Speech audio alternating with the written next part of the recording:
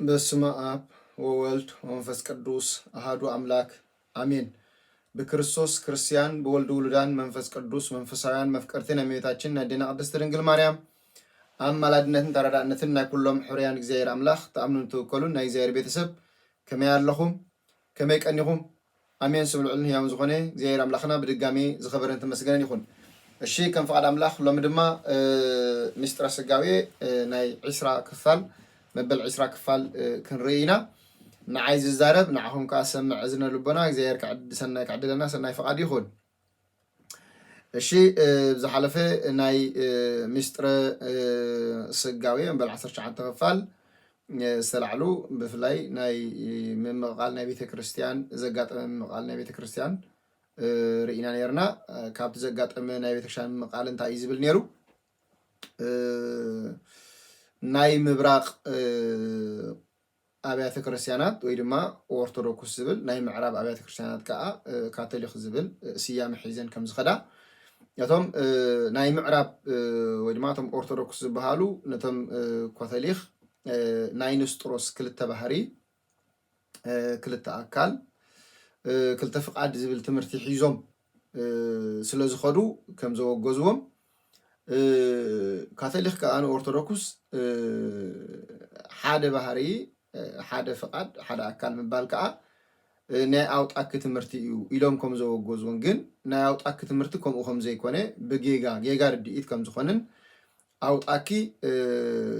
ስጋ ረቂቁ ናብ መለኮት ተለዊጡ ዝብል ትምህርቲ ሒዙ ነይሩ። ስለዚ ኦርቶዶክስ ስጋ ረቂቁ እዩ ናብ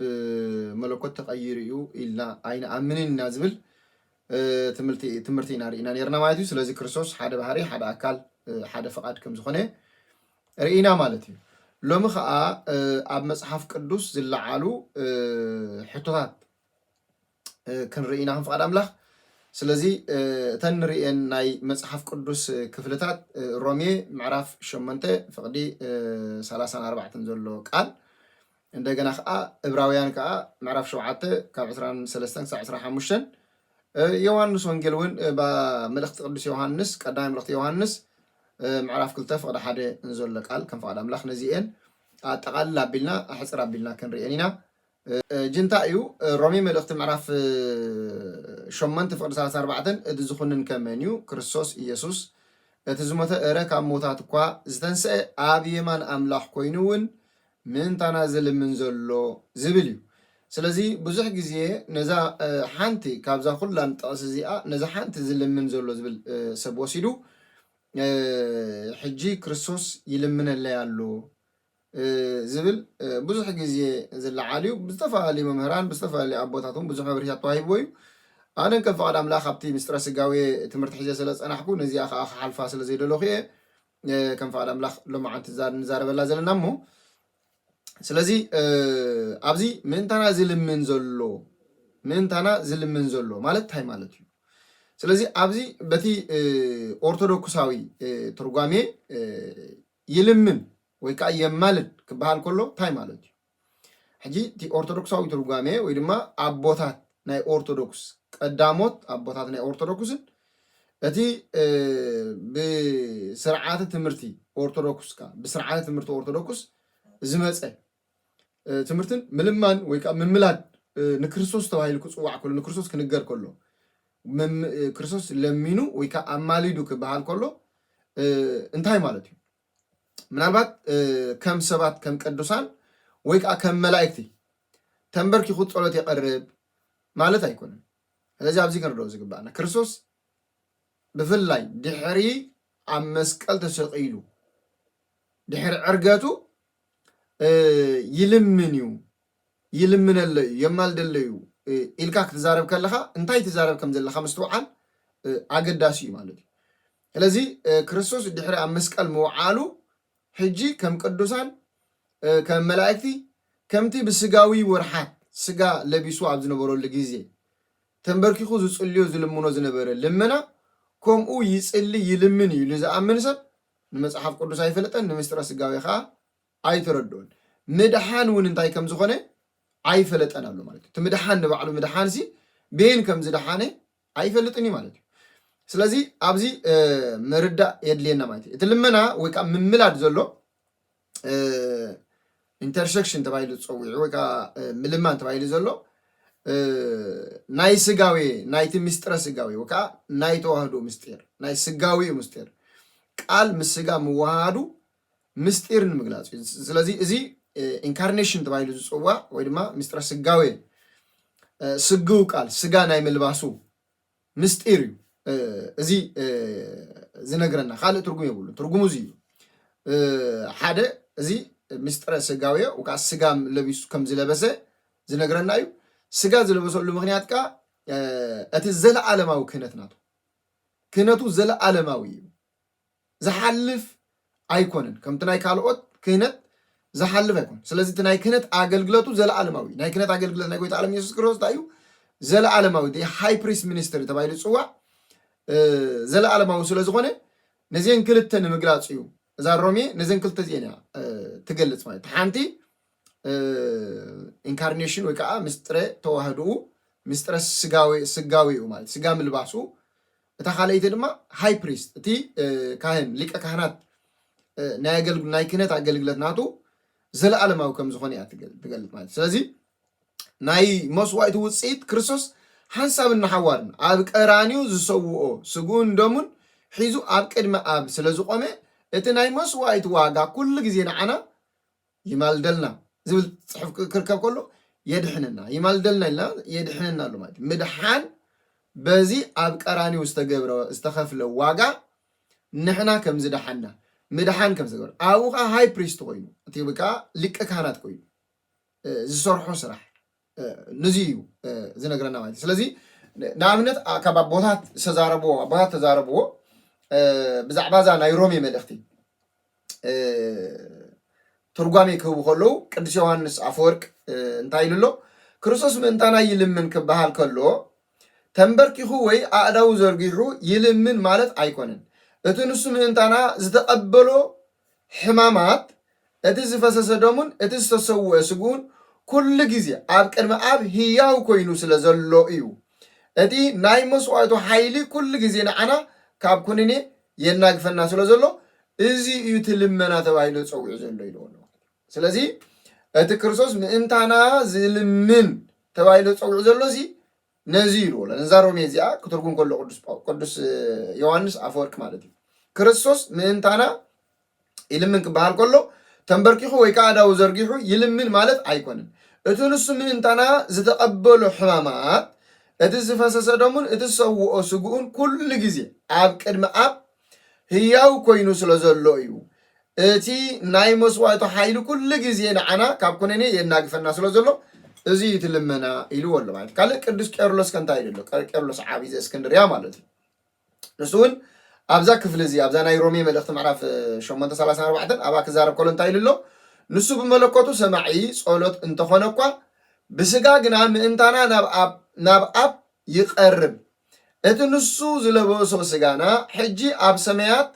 ምስ መለኮቱ ተዋሂዱ ኣብ ዝፋን ክብሪ ስለ ዘሎ እቲ ምእንታና ዝተኸፍለ ናይ ድሕነት ስራሕ ኩሉ ግዜ ፍጹም ምዃኑ የርእየና እቲ ልመና ማለት ንሱ ብሰብነቱ ንዓና ወኪሉ ኣብ ቅድሚ ኣቦ ምቕራቡ እዩ ይብል ማለት ስለዚ እዚ ልመና ተባሂሉ ዘሎ እቲ ምድሓን ኣብ ቀራንዮ ዝተገብረ ዝተኸፍለ ዋጋ ስለዚ እቲ ስጋ ምስ መለኮት ናብቲ ናይ ቀደም ክብሩ ኣብ ዝፋን ተቐሚጡ ስለ ዘሎ እዚ ድማ ምርኡይ እዩ ኣቦ ምርኡይ ይኸውን ኢሉ ኣሎ ስለ ቃሉ እግዚኣብሔር ኣምላኽና ዝኽበር ተመስገን ካልእ ቅዱስ ጎርጎርዮስ እንዚናዙ ወይ ከዓ ነባቤ መለኮት ተባሂሉ ዝፅዋዕ ቅዱስ ጎርጎርዮስ ኣብዛ ክፍሊ እዚኣ ክዛረብ ከሎ እንታይ ኢሎ ክርስቶስ ሕጂ እውን ይልምነልና ኣሎ ክበሃል ከሎ كم جلا ويكا كم دخون فطور كوينو أيكونن نجرجن نصو سب مخانو نعنا أتابعنا نتنحنا خنقبر زيك على ندمة ببعلو عبيلو أقربلنا نصو بأكال مئنتانا من ملادو نتنحنا زسعنا يوناس النت ندحنتنا ملسلنا يزين معي سلك قالوا زيارة ملخنا صغار انت مسكرين خلاص لازم تايو كم زخالو تلو كم تي بسقاو ورحات زقبروز نبره كوم يقبر قالوا معناتها يكون انتاي دا اتي حانسابن حوارون اب قرانيو تايز دغبره زفسسه دم ناي غويتانان املاخنا مدحانان ኢየሱስ ክርስቶስ ንሱ حانسابن حوارن ስለዚህ እንታይ ዝብ ዘሎ ዕብራውያን ምዕራፍ 7 25 ዘላ ቃል ተልኪድና ብክህነት ኩሉ ሰዓት ከየገልግሉ ሞት ስለዝዓገቶም እቶም ቀዳሞት ብዙሓት ነበሩ ሕጂ ኩሉ ግዜ አክንድ ሰብ እንዳለመኑ እንዳጸለዩ ብክህነት እንዳገልገሉ እንዳተዓረቁ እንዳማለዱ ከይነብሩ እንታይ ኮይኖም ማለት እዩ ሞት ዓግቶም ነይሩ ስለዚህ ሞት ስለዝኾኑ ሙታት ስለዝኾኑ ሞት ከዓ ንዕኦም ነቶም ካህናት ኮይኖም ምእንቲ ሰባት ምሕረት ዝልምኑ እንታይ ስለዝኾኑ ብሞት ተታሒዙ ስለዝኾኑ ስለዚህ ንሳቶም ብዙሓት ነበሩ ተሓደ ክመውት ከሎ ተሓደ ይትካ ነበሩ ይብል ኢየሱስ ግና ንዘለዓለም ዝነብር ስለዝኾነ ንዘለዓለም ዝነብር ስለዝኾነ ኢልና ክንዛረብ ከለና ንዘለዓለም ካህን ናይ ዘለዓለም ኢልና ክንዛረብ ከለና አምላኽ ስለዝኾነ እዩ ንዘለዓለም ብዘይካ አምላኽ ዘለዓለማዊ የለን ማለት ብዘይካ አምላኽ ዘለዓለማዊ ስለዘየለ አምላኽ ስለዝኾነ ንዘለዓለም ስለዝነብር ኢሉ ንዘለዓለም ስለዚህ እቲ ስጋ ምስ መለኮት ምስ ተዋሃደ ዘለዓለማዊ ኮይኑ ማለት ስጋ ምስ መለኮት ምስ ተዋሃደ እንታይ ኮይኑ ዘለዓለማዊ ኮይኑ ማለት ሕጂ እቲ መለኮት ዘመን ዘይቆፀረሉ ዘመን ተቆፂሩሉ ኢልና ሓልያብ ዝሓለፈ እቲ ስጋ ከዓ ዘለዓለም ዘይኮነ ቀዳማይ ዳሕራዋይ ዘይኮነ ቀዳማይ ዳሕራዋይ ኮይኑ ስለምንታይ ናይ መለኮት ዘበለ ገንዘቡ ስለዝገበረ እቲ መለኮት ከዓ ናይ ስጋ ዘበለ ገንዘቡ ስለዝገበረ 33 ዓመት ተባሂሉ ተነጊሩሉ እንደገና ከዓ አነ ቅድመ አብርሃም ነበርኩ ኃይሉ ጎይታ ዓለም ኢየሱስ ክርስቶስ ወደ እንስኻስ 50 ዓመት ኳ ዘይገበር ካይሎም አይሁድ አይኮን ስለዚህ አነ ቅድመ አብርሃም መውላዱ ነበርኩ ኢልዎ ዘሎም ባር በመለኮት ዘለዓለማዊ ስለዝኾነ ኢየሱስ ግና ዘለዓለማዊ ንዘለዓለም ዝነብር ስለዝኾነ ዘይሐልፍ እንዳለው ክህነት አለው ማለት ሕጂታ ክህነት እዚ አቀላል አይኮነ እዛ ክህነት እዚ ስለዚህ ቶም ቀዳሞት ካህናት ኮይኖም አቅድመ ህዝቢ ኃጢአት ዘሕድጉ ኃጢአት አቅድመ አምላኽ ምስ አምላኽ ዘተዓርቁ ኃጢአት ህዝብን ክሕደግ ዝገብሩ ዝነበሩ በገዛእ ርእሶም አይኮኑን እንታይ ዳ እግዚአብሔር ብዝሃቦም ጸጋ ናይ እንስሳታት ደምን መስዋዕትን እናቅረቡ አክንድ ህዝብ ኃጢአት ገብሩ ግን ነቲ ዘለዓለማዊ ሞት ነትን ሁሉም ሒዝዎም ዝነበረ ግን ክስዕርዎ ስለዘይከኣሉ እንታይ ኮይኖም ማለት ብዙሓት ነይሮም ክርስቶስ ግና ነዚ ሞት እዚ ስለዝስዕር ዘለዓለማዊ እዩ ማለት አምላኽ ስለዝኾነ ነዚ ሞት እዚ ስዒሩ እንታይ ኮይኑ ማለት እዩ ዘለዓለማዊ ክህነት ኣለዎ ዘይሓልፍ ክህነት ኣለዎ ስለዚህ ድማ ኩሉ ግዜ ምእንቶም ክማልድ ዝነብር ስለዝኾነ ነቶም ብኡ አቢሎም ኢሉ ሕጂ ነቶም ብኡ አቢሎም ሕጂ ኩሉ ግዜ ነቲ ኣብ መስቀል ዝተኸፍለ ዋጋ አሚኖም ንዑ ተቀቢሎም ብኡ ፀኒዖም ናብ አቦ ናብ እግዚአብሔር ዝመፁ ኢልዎም ከድሕኖም ይከኣሉ እዩ ማለት ስለዚህ ካብቶም ቀዳሞት ጀሚሮም ስጋብቶም መወዳእታ ዳሕረወት ዝመፁ ኩሎም በዛ መስዋዕት እዚያ በዛ ኣብ መስቀል ዝተኸፍለት ዋጋ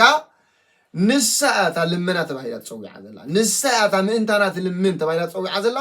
እዚኣ ማለት እዩ ስለዚህ ኩሎም ከዓ ነዚኣን ተኣሚኖም በኣንታ ይገብሩ ማለት እዩ ይድሕኑ ንኩሎም ከድሕኖም ንዘለዓለም ከድሕኖም እዩ ንዘለዓለም ስለዚህ ቅዱስ ጳውሎስ ክርስቶስ ሓንሳብ እናሓዋሩ እንዳ ስጉኡ መስዋዕት ይገበረ እምበር ብዙሕ ሳዕ እንታይ ገብር ኣይድለየን ብዙሕ ሰብ ክስዋዕ ካብ ምፍጣር ዓለም ጀሚሩ ስጋብ ሕጂ ብዙሕ ሳዕ ክስዋዕ ኣየድልዮን እዩ ዝበሎ ማለት ስለ ቃሉ እግዚአብሔር አምላኽና ዝኾነት መስኪን እቲ ልመና ናይ ዘለዓለም ክህነቱ መግለፂ እዩ ንሱ ባዕሉ መስዋዕቲ ባዕሉ ከዓ ሰዋኢ ሊቀ ካህናት ኮይኑ አድሒንና እዩ ምክንያቱ ብዘይ ምፍሳስ ደም ሕድገት ኃጢአት የለን ኢሉ ሕጂ ብዘይ ምፍሳስ ደም ሕድገት ኃጢአት የለን ዕብራውያን ምዕራፍ 9:22 ብዘይ ምፍሳስ ደም ሕድገት ኃጢአት ስለዘየለ ደሙ አፍሲሱ ስጉ ቆሪሱ እንደገና ባዕሉ ሊቀ ካህናት ኮይኑ ነቲ ዝቁረስ ዝነበረ ስጉን ነቲ ዝፈስስ ዝነበረ ደሙን ሲ ባዕሉ ከዓ ጸሎት ገይሩ ናብ አምላኽ ዕሪጉ እንታይ ገይሩና ማለት እዩ አድሒንና ማለት እዩ ስለ ቃሉ እግዚአብሔር አምላኽና ስለዚህ ባዕሉ ሰዋኢ ካህን ባዕሉ ከዓ መስዋዕቲ ብምዃን ማለት እዩ ስለ ቃሉ እግዚአብሔር አምላኽና ዝኾነት ስለዚህ ቅዱስ ዮሐንስ እንታይ ኢሉ ዘሎ أبتام قدام الأختو يوحنس وانجيل تايلو يوحنس أم الأختو تايلو ملأخت يوحنس قدام الأختو معرف كل تفقد حدا تايلو حجي حاجة زجبرن تقول له أبكر مع أبو تبقى علنا نسخة يسوع كريستوس اتصادق سلك على زيارة ملخنا سلزي تبقى مبالو بدمو أبيلو كاب كونيني ناس أصل زوجنا تبقى بدمو غيره بدمو كاب كونيني كابت قبل علنا تفريد زنا بره كونيني تاجرنا ناس أصل زوجنا سلزي قدوس باولوس أبراهيم الأخت معرف شو من تفقد حدا تايلو مبارس حجيناتهم بكريستوس يسوع زلوا كونيني يهبلوا من ياتون تايلو زغون كريستوس بعلو تخناني كاب كونيني انتاي سلازو غبر نصا سلازو غبر بمنتاي بدمو غيرو نصا سلازو غبر سلازي زيا تطبقا تبايلا زلا زيا نصا سلازو صوم سلازي كوناني بعلو انتخوينو من كوننا ميخيل ማለት سلازي زلا قالو زيرا ملخنا صبر سلازي ابزي كنريو زغبانا ناي كريستوس مملاديلنا كنرخلنا ميدياتور اوف ساليفيشن ويكا مدحان ويكا تبجاونت ناي تبجاونت متعرق ويكا ناي مدحان متعرق وناي مدحان لمنا تبايلو يصوا عنا كريستوس ناي مدحان ناي تبجاونت لمنا ناي قدوسان لمنا اتقال حدا عينت سلو زغونه يسب زتحاوسو ناي قدوسان كا بصلوت ناب املاح صليوم زي انترسكشن تبايلو يصوا براير صلوتي زي كا صلوتي ناي صلوتي قال مسرته انتاي انتلخا بجزاء دومن بسلطان بأملاخاو مدحان زدحان ناي قدوسان ግን انتاي يغبرو ناب املاخ يمزلم كاب املاخ محرد زورودو وهاب አለውም ማለት ንክርስቶስ ግን ወሃብ ስለዘለው አይኮን ወሃብ አምላኻው ስለዝኾነ እዚ በስልጣኑ አምላኻው መድሓን ተባሂሉ ጽዋዕ ዝልመና ናይ ክርስቶስ ወይ ከዓ መምላክ ተባሂሉ መጽሐፍ ቅዱስ ተጻሒፉ ዘሎ አምላኻው መድሓን በገዛ ስልጣኑ በደሙ በስጉኡ ገይሩ ንዓለም ተበጂ ዘድሓነሉ መድሓን ተባሂሉ ጽዋዕ ማለት እዩ ስለዚህ ውጽኢቱ እንታይ እንተልና ናይ ክርስቶስ ውጽኢቱ ካብ ኃጢአት የሰስሪ ካብ ሞት የድሕን ዘለዓለማዊ ይገብር ካ ማለት እዩ ዘለዓለማዊ ይገብር ናይ ቅዱሳን ካ ምሕረት የውህብ ካብ አምላኽ ጸጋን በረኸትን የውህብ ምስ አምላኽ ካ ይተዓረቕ ምስ አምላኽ ካ ይተዓረቕ ማለት ናይ ቅዱሳን ምስ አምላኽ ይተዓረቑና በንስሓ ናብ አምላኽ ንኽንምለስ ጸጋ እግዚአብሔር ንኽህበና ዓቕሚ ሓይሊ ንኽህልወና ይገብሩ ማለት እዩ ንሱ ግን እቲ ናይ ክርስቶስ መድሓን እንተዘየሎ እዚ ናይ ቅዱሳን ጸሎት ዋጋ የብሉን ማለት እዩ ስለዚህ ክርስቶስ ስለ ዘድሓኖም እዮም እቶም ቅዱሳንን ነዚ ልመናዚ ንኽገብሩ ልመኖም ከዓ በአምላኽ ቅቡል ንኽኸውን ዝበቕዓሉ ምኽንያት እቲ ክርስቶስ ዝኸፈሎ ዋጋ ኣብ መስቀል ጎይታ ዓለም ኢየሱስ ክርስቶስ ዝኸፈሎ ዋጋ ኣብ መስቀል ዝተኸፈሎ ዋጋ ንሱ ስለ ዘሎ እዩ ንሱ እንተዘየለ ግን ኩሉ እንታይ ምኾነ ነይሩ ኮንቱ ምኾነ ነይሩ ግን እቲ ተበጃውነት እቲ ምድሓን ኣብ መስቀል ዝተፈጸመ ፍጻሜ እቲ ዕርቂ ንሱ ስለ ዝተፈጸመ ግን እቲ ናይ ቅዱሳን ጸሎት ናይ ቅዱሳን ልመና ከዓ እንታይ ገይሩ ማለት እዩ ክሰርሕ ክኢሉ ንሕና እውን ክንመላለስ ክንንቀሳቀስ ክኢልና ማለት ስለ ቃሉ እግዚአብሔር አምላኽና ዝኾነ ተመስገን ካልእ ቅድስት ቤተክርስቲያንና ነዚ እንታይ ትብሎ ክርስቶስ ፈራዲ እምበር ተፈራዲ አይኮንም እቲ ዝኹንን ከመን እዩ ይብል እሞ ንሱ ባዕሉ አምላኽ ስለ ዝኾነ ዝኹንና የለን እቲ ዝሞተ ይብል እሞ ናይ ክህነት አገልግሎቱ ዘለዓለማዊ ምዃኑ ከዓ ይነግረና ክርስቶስ ሓንሳብ ብዘፍሰሶ ደሙ ንዘላለም ህያው ኮይኑ ንኃጢአትና ደምሰሰልና ማለት እዩ ስለዚህ እዚ እቲ ዝኹንን ኢሉ ክዛረብ ከሎ ዘለዓለማዊ ጎይትነቱ ስልጣኑ የርኤና እቲ ዝልምን ከሎ ከዓ እቲ ዘለዓለማዊ ክህነቱ የርኤና ማለት እዩ በተኻላይ ድማ እንታይ እዩ በተኻላይ ንሪኦ ድማ ንሱ ናይ ባህሪ አምላኽ እዩ እቲ ልመና ዝበሃል ዘሎ ንትሕትና ስጋዊኡን ንውፅኢት ናይቲ ኣብ ቀራንዮ ዝፈጸሞ መስዋዕትን ዘመልክት እምበር ካብ ኣብ ጸጋ ከም ዝቕበል ፍጡር ኮይኑ ኣይኮነን ዝልምነልና ንሱ ባዕሉ ለማንን መሓርን እዩ ንሱ ዝለምነልና እዩ እንደገና ከዓ ዝመሓረና እዩ እምበር እዛ ጥቕሲ እዚኣ ናይ ክርስቶስ ፍጹም አምላኽነትን ፍጹም ሰብነትን ብተዋህዶ እትገልጽ ጥቕሲ ዳ እምበር ንክርስቶስ ናብ ክልተ ትኸፍል ኣይኮነትን ማለት እዩ ስለ ቃሉ እግዚአብሔር አምላኽና ዝኸበረን ዝተመስገነን ይኹን ስለ ሰማዕኩምን እግዚአብሔር አምላኽ ይስማዕኩም ስብሐት ለእግዚአብሔር ወላዲቱ ድንግል ለመስቀሉ ክቡር ተአኮቶ ይሰባህ ስሙ ለእግዚአብሔር አምላክና ወትሮ በኩሉ ጊዜ ወበኩሉ ሰዓት አሜን